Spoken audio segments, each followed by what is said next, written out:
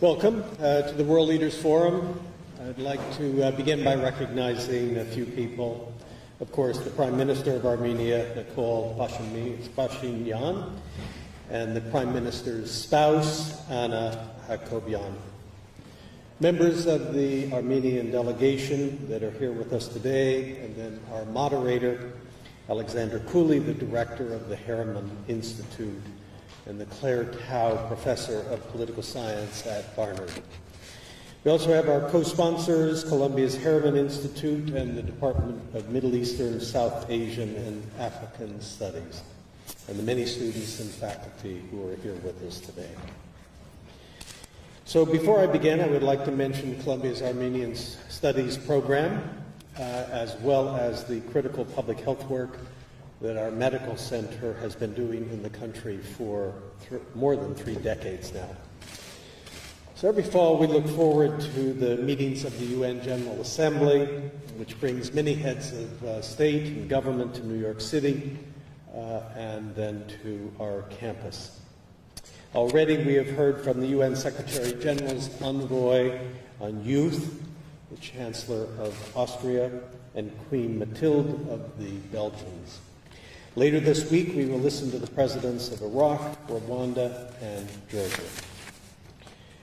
Our guest this afternoon, Nikol Pashinyan of Armenia, the Prime Minister, is an extraordinary person. His story, his formative years as a journalist, and his rise to the Armenian premiership is one of struggle, persistence, and grit.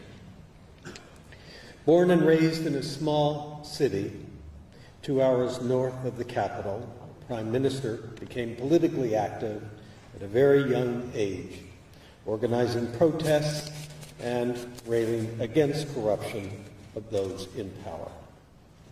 He went on to study journalism and worked as a reporter and editor before founding his own newspaper. He became known for his strong beliefs and distaste for strongman politicians. He organized demonstrations against the presidential elections in 2008, and when protests turned violent, the government blamed him and sent him to prison. He was granted amnesty several years later. He reemerged and was elected to the National Assembly in 2012 and 2017.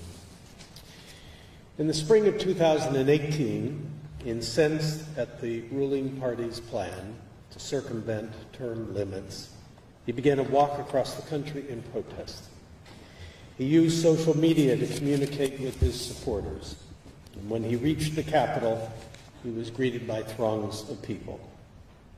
Their numbers soon swelled, blocking traffic and bringing the city to a standstill. In homage to Václav Havel, he named the movement the Velvet Revolution and directed participants to engage in nonviolent legal acts of civil disobedience. Several weeks after the mass protests began, the president resigned, and Parliament elected Mr. Pashinyan to the post of acting prime minister. The news was covered by outlets across the world. The mood in the country had shifted and people were euphoric. 7 months later, he solidified that victory in transparent national elections, the fairest in Armenia's history. A year later, the country is still in transition. 1/3 of the population lives below the poverty line and unemployment is very high. 2 of Armenia's borders remain closed, the result of long-standing and deeply divisive disputes with neighboring Azerbaijan and Turkey. The Prime Minister has prioritized domestic concerns, concentrating on job growth, economic stability, and combating government corruption. He has also focused on critical foreign policy issues, like Armenia's close ties with Russia, and the balance it must strike between honoring that alliance and building stronger relationships with the West. Critics of the Prime Minister contend that the momentum that brought him to power won't translate into effective political leadership, that his lack of extensive executive branch experience is a liability. But there is one thing everybody agrees on. He has transformed the country in ways once thought impossible. Armenians are optimistic about their future, about their ability to bring about political change through political engagement.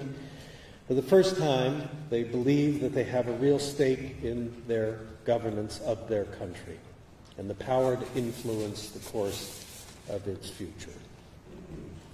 The Prime Minister has come to Columbia today to give his first major address at an American university. He will speak about his approach to government reform and regional security, as well as his work with the UN on sustainable development, human rights, and poverty. Please join me in welcoming him to the podium.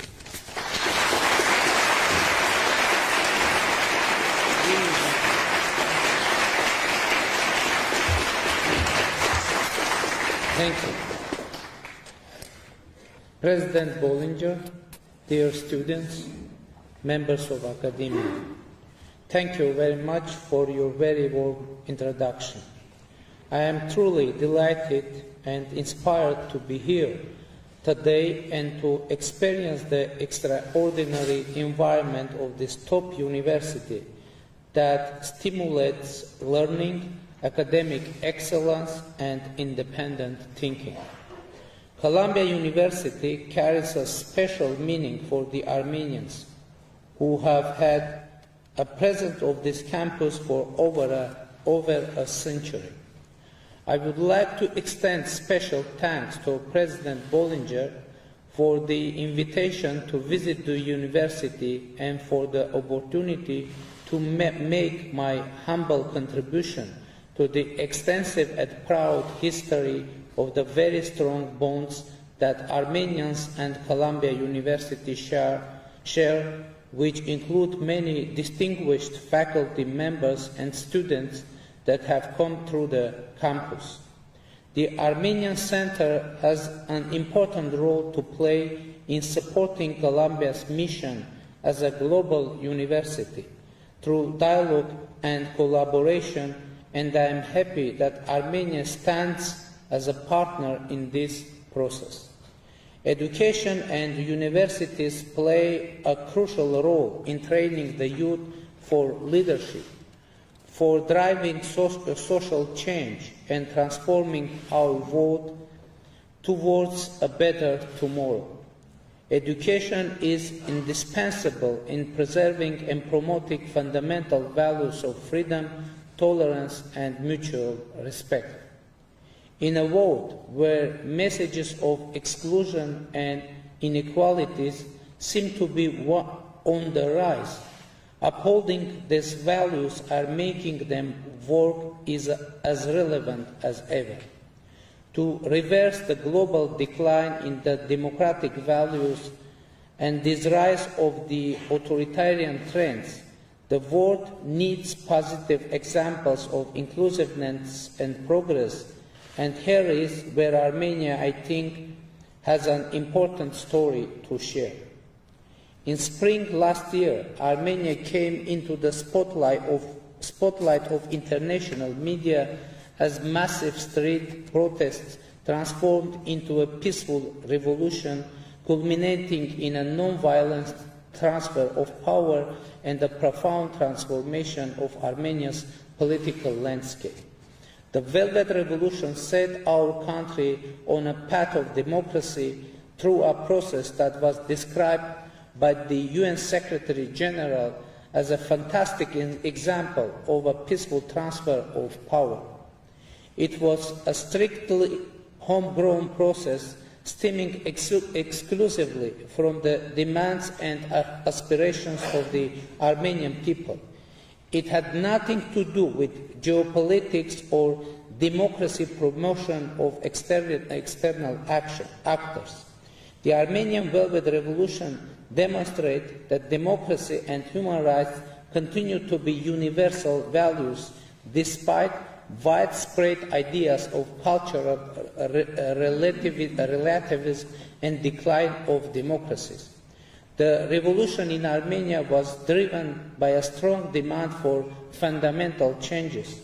People in Armenia wanted to have an efficient and competent government able to fight against corruption, to put an end to the electoral manipulations, fraud and clientelism in politics, to eliminate inequality and economic polarization existing in our society for many years, to establish level playing field and to provide equal opportunities for everyone.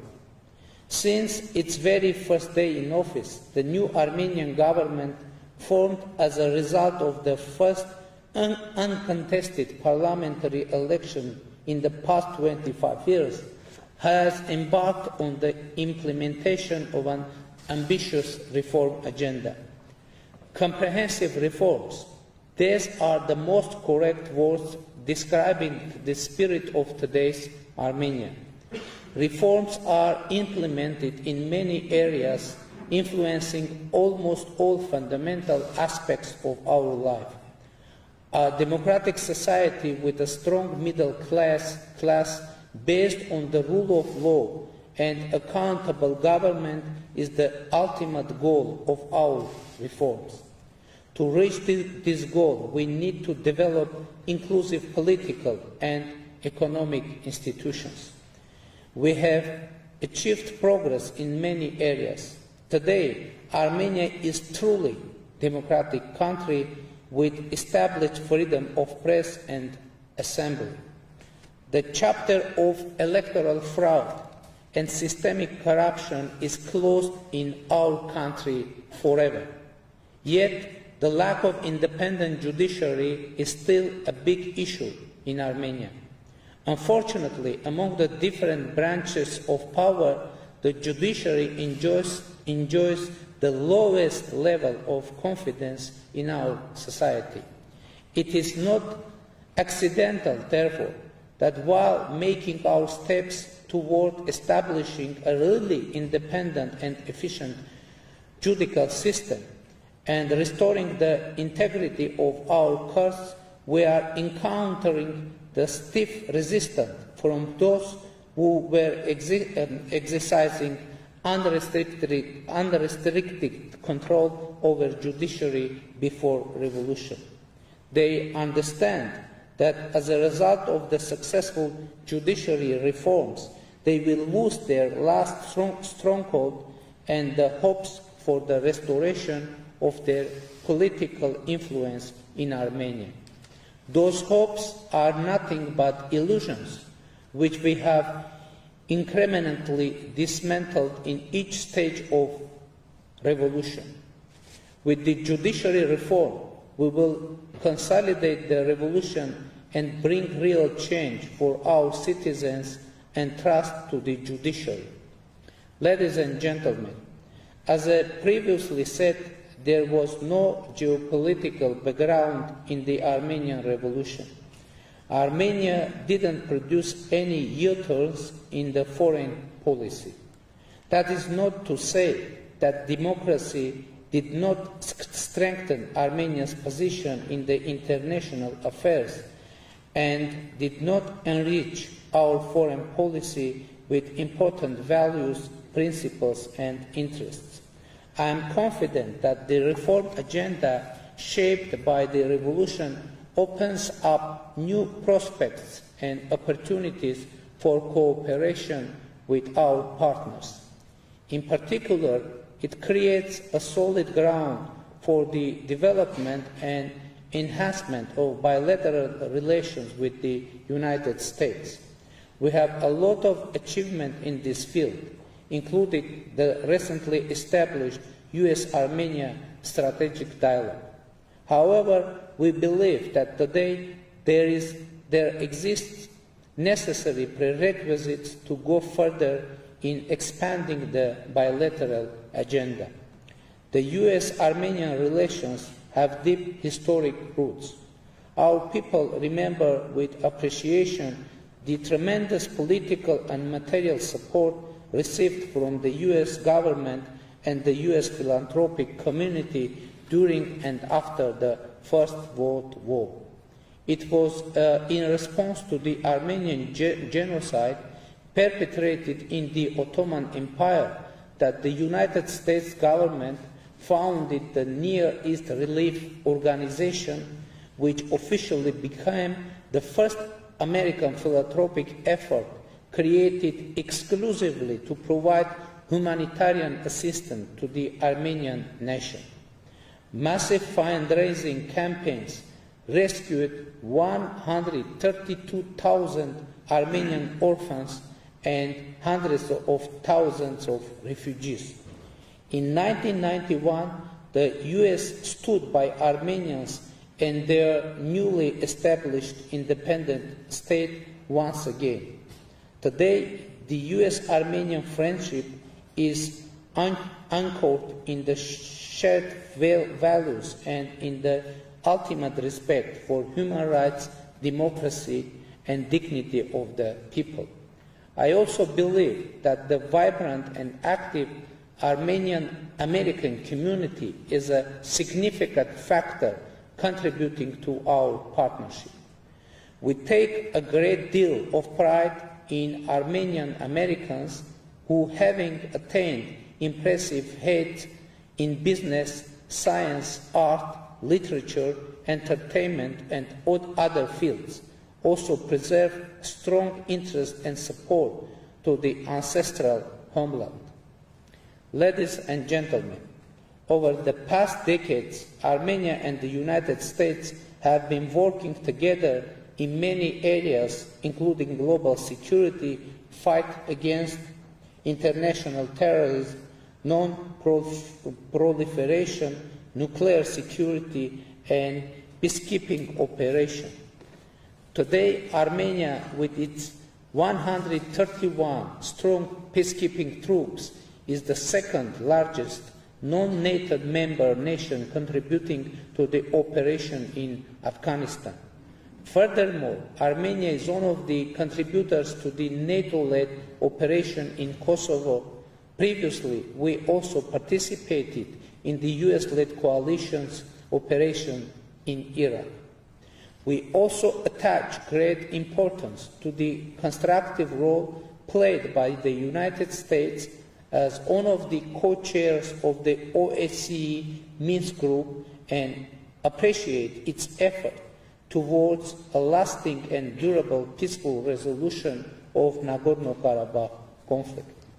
Dear friends, unfortunately, the South Caucasus remains to be a volatile region marked by a number of security risks.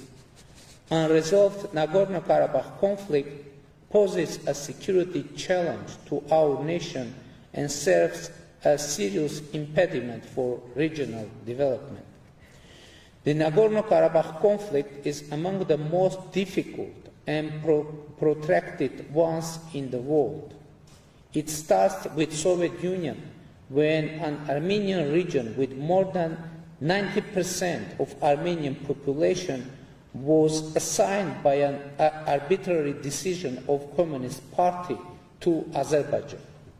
It lived with the Soviet Union for 70 years, manifested by systematic and violent discriminations against the Armenian population, who formulated their bid for self-determination and human rights in 1988, even before the fall of the Berlin Wall.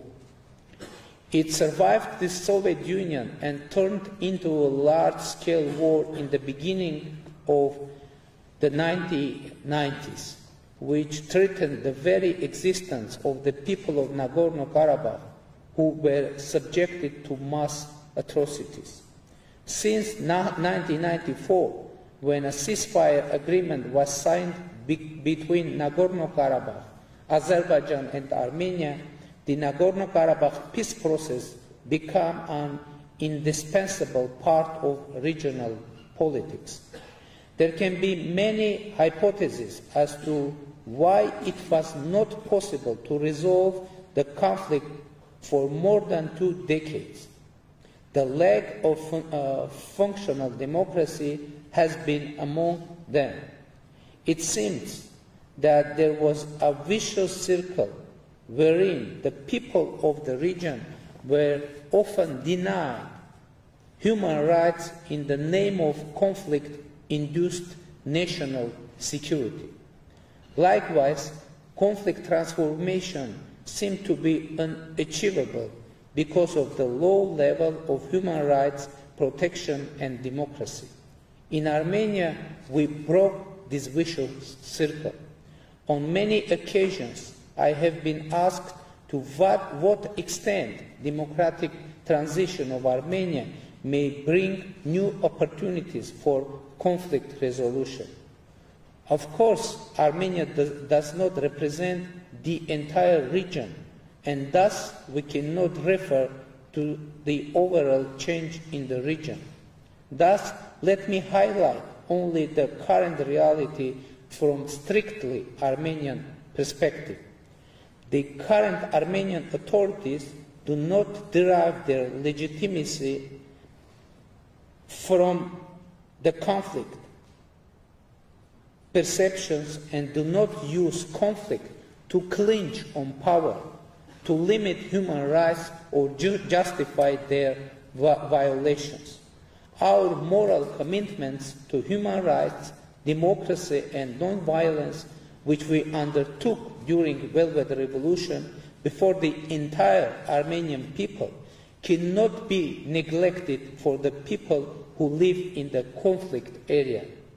The people of Nagorno-Karabakh are entitled to enjoy their human rights and determine their future as much as their compatriot in the Republic of Armenia or any other people in the world. Armenia has supported democratic aspirations of the people of Nagorno-Karabakh, who most recently elected their local authorities in free and fair elections. Peace cannot come as conspiracy between clans or exclusive elites. We need leadership which are both accountable to their people and can gather strong support for peace in their respective societies. Peace should be about people and for people and can come only through the people.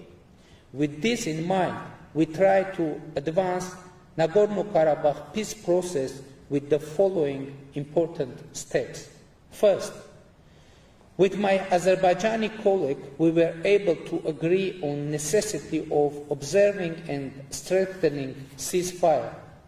Second, we agreed that we need to prepare populations for peace. Third, I unilaterally declared that we should find a peaceful settlement acceptable for people of Nagorno-Karabakh, Azerbaijan and Armenia.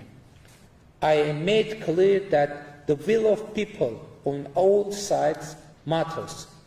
Why is it important to ascertain this seemingly obvious idea?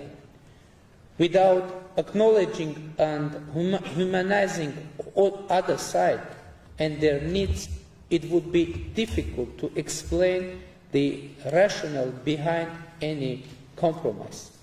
Indeed, my declaration was unilateral, but in order for it to be acceptable for the Armenian people, it requires exactly the same declaration and approach from Azerbaijan. So far, the leadership of Azerbaijan refrained from committing itself to finding a solution acceptable for all. Instead, we continue hearing explicit or implicit war threats.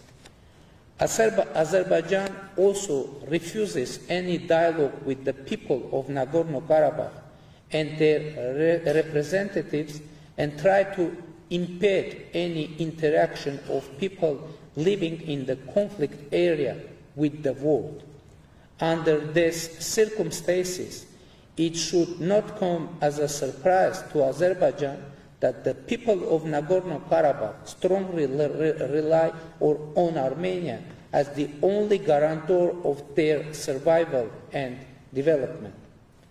Let us be clear, there will be no more genocidal threat to Armenians, specifically in Nagorno-Karabakh. I hope that Azerbaijan will approach the expression of will of the people of Nagorno-Karabakh in the upcoming state elections, not as a threat, but opportunity to engage with newly elected authorities. It is our view that the international community should continue to support the peace efforts on the co-chairmanship of the OSCE Minsk Group, namely France, Russia, and the US, especially by sending clear message on inadmissibility of the use of force. It is important that within the OSCE Minsk Group co-chairmanship, the US, Russia, and France closely cooperate with each other. This is good news both for our region and for the world, as it indicates that great powers are able not merely to compete, but also to cooperate with each other, at least in one particular region of the world. Unfortunately, not all regional players have been showing the same degree of responsibility. Turkey continues to be a source of instability and tension in our region. I can be critical on many issues of domestic and foreign policy, but I should acknowledge that the previous government of Armenia made very strong efforts to establish relations with Turkey both in the beginning of the 1990s and in 2008-2009. They agreed to establish diplomatic relations with Turkey without preconditions, despite the difficult and tragic past. However, these efforts remained unappreciated, rejected, and even manipulated by Turkey, who signed but refused to ratify the Zurich Protocols. Today, after 104 years of the Armenian genocide, Turkey continues its hostile policy towards the Armenians by closing its land borders, politically and militarily supporting Azerbaijan against Armenia and Nagorno-Karabakh, and most appallingly, by justifying the Armenian genocide. We are a people of the region, and we have been living here from ancestral times. We survived a genocide, and finally we are building a democratic, peaceful, and viable nation. This is a reality that Turkey should accept by ceasing to be an eternal security threat to Armenia and the Armenian people. The equal rights and self-determination of peoples are one of the principles of international law put forward by the OSCE Minsk Group co-chairs for the resolution of Nagorno-Karabakh conflict.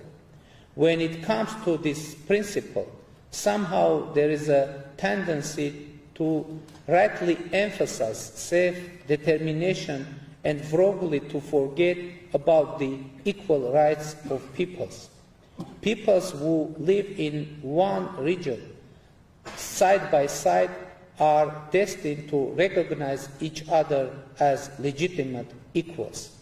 This means rejection of any idea of domination, subjunction, or destruction of other people. New forms of dialogue, respect, reconciliation, and equality among people are needed in our region. Culture of dialogue, tolerance, and compromise should prevail over all differences and against all odds in the South Caucasus. Thank you for your attention.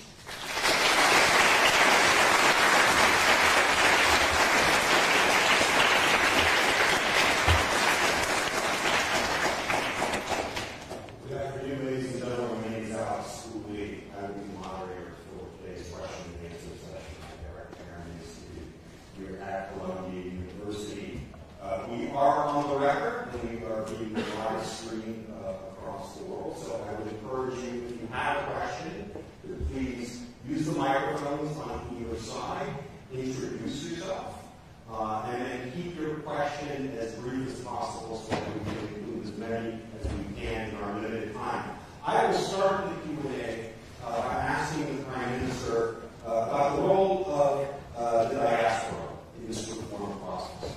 Traditionally, of course, the diaspora has always had an important relationship. What do you see as the previous barriers and challenges for engaging with the diaspora? What steps have you taken to bring the diaspora into this reform process the state will envision that you have? Of course, diaspora is a very important factor for democratic reform in Armenia. And you know, before revolution, Armenian government were keen to cooperate with diaspora only on issues connected with Nagorno-Karabakh conflict and Armenian genocide, international revolution. But now, for us, it's very important and we are ready and to cooperate with diaspora in reforming agenda and making our democracy sustainable and strong institutions. And so we have many renowned persons, actors in our diaspora, and we hope to involve them into reform process in our country. Very good, thank you. So let's take the first question. We'll take them over here, please. Yes, please. Hello, my name is Yirvan Medkonyan. I have a question about your plans with the judiciary in Armenia. At least in American constitutional law and most other constitutions, the judiciary is not one that's democratic, like the legislature or executive, and oftentimes it's proven very difficult for any country to try to modify the judiciary through legislative means. And oftentimes people have to resort to constitutional amendments or change in the Constitution. Do you see any sort of plan forward with regards to that? How do you envision changing the judiciary of Armenia to make it stronger and more robust in the future? You know,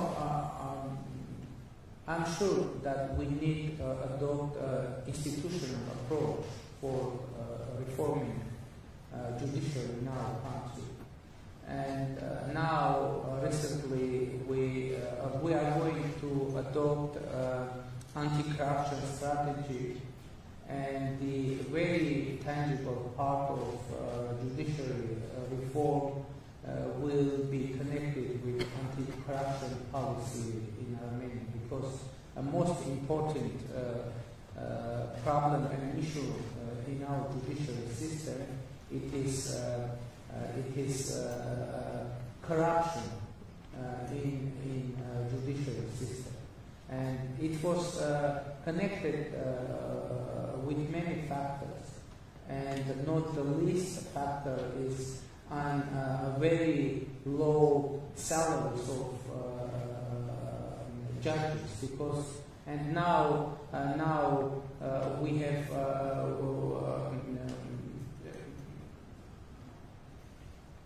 have no interest among the high level specialists.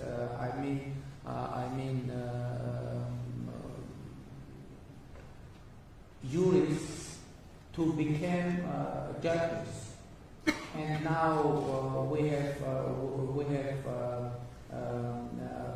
problem with inviting new judges into our judiciary system, because they have too low salaries, and in condition when there is no way to take bribes, etc., there is no interest for people become judges. And now it is very complicated process, and now we hope to increase the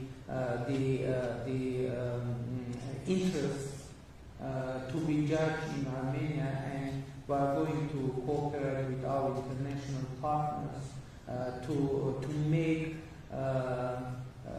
the activity of judge more attractive for good specialists. And maybe we will have a need to make amendments in our constitution too. But now, at first, we need to have some reform in our legislative level. And now, until now, our constitution allows us to do that and move forward. Thank you. Let's go to this side. Yes, please. Hello, my name is Li Marcosian. Prime Minister Pashinyan, a recent review which was funded by your government and conducted by Earthlink and Advanced Resources Development, or ELARD, concluded that the environmental impact assessment of the Amulsad open pit mine, which you support, was deficient. If this mine is opened, despite the existential threat it poses to Gedmuk, its surrounding villages, and Armenia's most important water source, Lake Sevan, the report clearly states that Lydian, the corporation that plans to operate in Amulsad, has underestimated the cost of closing the mine after it has operated and rehabilitating the surrounding area. According to ELARD's report, Lydian has allotted only 5 years for recovering Amulsad. In comparison, in the United States, according to federal and state laws, regulations call for a minimum of 30 years for monitoring and rehabilitating an open pit mine of this magnitude. Furthermore... Oh, can we get to the question part of this? Yeah, I think we get the judge. Thank you. Yeah. One other note is that ELARD has said that it will take $70 million to actually rehabilitate the area. And so I would like to know how your government plans on enforcing this and making sure that Lydian, if the mine does open, actually is responsible and invest the $7 million that are needed to recover Amulsad. You posed a very wide question, but let me to answer very concretely. If you mentioned existential threat for Germany. If we will define that there is a real existential threat for Jermuk or for anyone in Armenia and any region or like Sevan, this project will be closed. And a very important state that it is the situation that we is starting from we inherited from previous government, and it is very sensitive situation connected with not only an environmental issue, but also it is connected with Armenian obligations in front of international community, and we need to be very careful in solving this situation, not to damage not only Armenian environment but Armenian investment environment as well, and Armenian international obligations as well, and Armenians' international image as well. And it isn't a very easy question, and I don't think that it has easy solutions. I believe that easy solutions will damage our country not only in terms of environment but in terms of investment, in ecosystem, environment, and international image. So my position is that any solution. So we must make informed decision on that issue, and it isn't acceptable to make any solution based on only fears, only rumors, only risks. We need to understand this situation truly, and we need to make balanced decision on that. So does that mean that I'm sorry, we have to move on to other questions. We can't take two-part questions. Thank you very much. Yes, please. Yeah. Hi, I'm Kelly Badashkanian, and thank you, Prime Minister, for speaking to us today at Columbia. My question actually does dovetail with the previous one, and it's about water. I mean, Armenia clearly has a water problem. My family and I, we were in Tavush this past August, and every village we visited on the border talked about irrigation issues or lack of drinking water. It was clearly pervasive. And I'd mentioned Lake Sevan looks different than it did a couple of years ago. I read there are some risks that it could turn into marshland. Like there's an environmental problem. And then when I think about Jarmuk, which we did touch upon, I do worry about a cyanide pit being built so closely to the Arpa River Valley. So it's a more general question about what is your perspective on the environment and that very vital, irreplaceable water resource that Armenia has and is potentially at risk. You know, our government announced that we adopt the concept of eco-Armenia. Eco-Armenia. What does it mean? It means that for us, the protection of environment is very important. But it doesn't mean that we are going to close mining sector in our country. It does mean that we are going to increase the standards of the mining sector in our country. And by the way, in our country we have no problem of water. We have problem of water supply because we have huge water resources in our country, and now we need to have capacities to preserve the water and supply that water to our people for irrigation purposes and for everyday use. We have huge resources, and now it is one of the most important tasks of our government to build new capacities and new infrastructure for effective and efficient use of our country's water resources with our people. Thank you. And we have time for one more, but very quick, please. Yes. Thank you for your time. And I'm Jason from School of Engineering and Applied Science, also from China. We know that Armenia is on the Asian Silk Road and also joined the Belt and Road initiatives. And what I want to ask is whether there are any ongoing projects under this initiative. If any, what are they? If not, what do you think are the reasons? And also, what are your recommendations for the foreign investors to invest in your country? Thank you. To invest our country, you know, I think that Armenia is attractive for foreign investment due to several reasons. First of all, Armenia is a place which is very important to create global connections.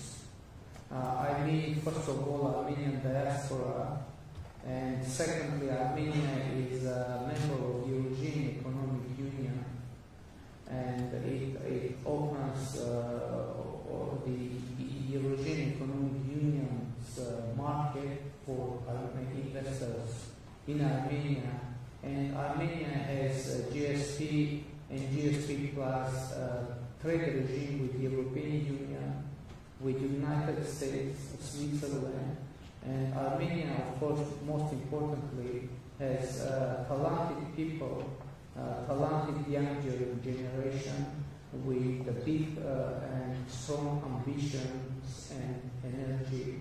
And it is just beautiful country where it's very convenient to live. Thank you.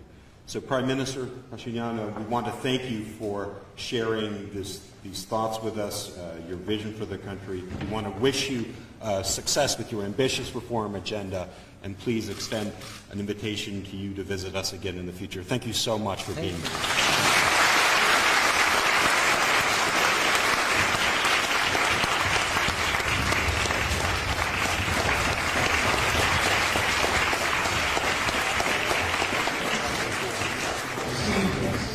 Please remain seated as we escort His Excellency Nicole Pashinyan